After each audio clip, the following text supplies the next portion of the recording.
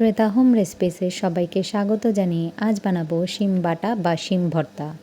এখানে 200 গ্রাম শিম নিয়ে নিয়েছি। শিমগুলোকে এখন ছুরি দিয়ে এইভাবে দু সাইড কেটে মাঝখান থেকে সুতোর মতন একটা অংশ থাকে সেটাকে বার করে নিচ্ছি। এইভাবে প্রত্যেকটা শিম আমি কেটে ভালো করে পরিষ্কার করে নেব। এরপর শিমগুলো নর্মাল জলে ভালো করে ধুয়ে নিয়ে পরিষ্কার করে নেব। দেখো আমি এইভাবে দু সাইড কেটে নিয়েছি। এরপর কড়াই বসিয়ে দিয়েছি, তাতে হাফ কাপ জল দিয়ে দিলাম। এর মধ্যে ধুয়ে রাখা শিমগুলো দিয়ে দিচ্ছি, আর এর সাথে দিয়ে দেব হাফ চামচ মতন লবণ।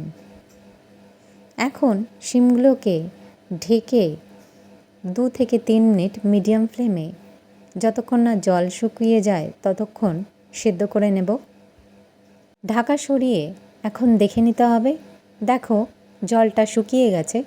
এখন সেদ্ধ হওয়া শিমগুলোকে একটা প্লেটে উঠিয়ে রাখছি, আর ওই কড়াইতেই এখন দিয়ে দেব 1.5 টেবিল চামচ মতন সর্ষে তেল।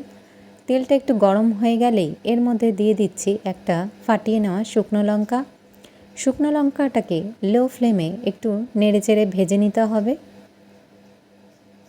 শুকনো লঙ্কাটাকে এখন একটা প্লেটে উঠিয়ে নেব, আর ওই তেলের মধ্যেই দিয়ে দিচ্ছি একটা ফাটিয়ে নেওয়া কাঁচা লঙ্কা আর 10 থেকে 12টা রসুন কোয়া আর একটা মিডিয়াম সাইজের পেঁয়াজ কুচি।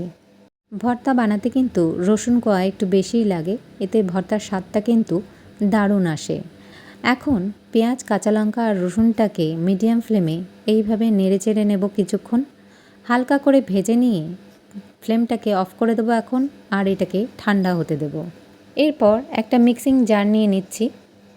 এর মধ্যে দিয়ে দেব কুচিয়ে রাখা 1 মুঠো ধনেপাতা, দিয়ে দিচ্ছি পেঁয়াজ, রসুন আর কাঁচা লঙ্কা ভাজা, আর দিয়ে দিচ্ছি সেদ্ধ করে রাখা শিম, আর এরই সাথে দিয়ে দেবো ভেজে রাখা শুকনো লঙ্কাটা। এটাকে এখন মিহি করে বেটে নেব। দেখো পেস্টটা তৈরি হয়ে গেছে। এরপর ওই একই কড়াইয়ের মধ্যে আরও 2 টেবিল চামচ তেল দিয়ে দিচ্ছি। এখন এর মধ্যে দিয়ে দিচ্ছি 1 চা চামচ কালো জিরে। কালো জিরেটাকে খুন্তি দিয়ে একটু কয়েক সেকেন্ড নেড়েচেড়ে ভেজে নেব। এর মধ্যে দিয়ে দেবো এখন একটা শুকনো লঙ্কা কুচি। তোমরা যে যেমন ঝাল পছন্দ করো সেই অনুপাতেই দেবে, কিন্তু ভর্তায় কিন্তু একটু ঝাল হলেই কিন্তু বেশ লাগে। এরপর দিয়ে দিচ্ছি শিম বাটাটা। খুন্তি দিয়ে কয়েক মিনিট এইভাবে লো টু মিডিয়াম ফ্লেমে নেড়ে চেড়ে ভর্তাটা তৈরি করে নিতে হবে।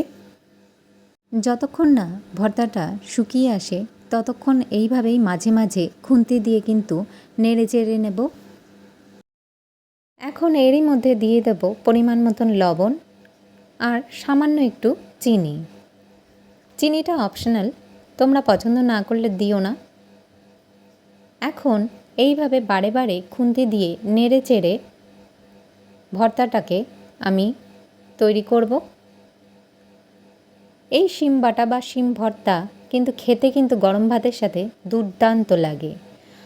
আমার কিন্তু এই একটু শিম বাটা দিয়েই কিন্তু পুরো ভাতটাই খাওয়া হয়ে যায়।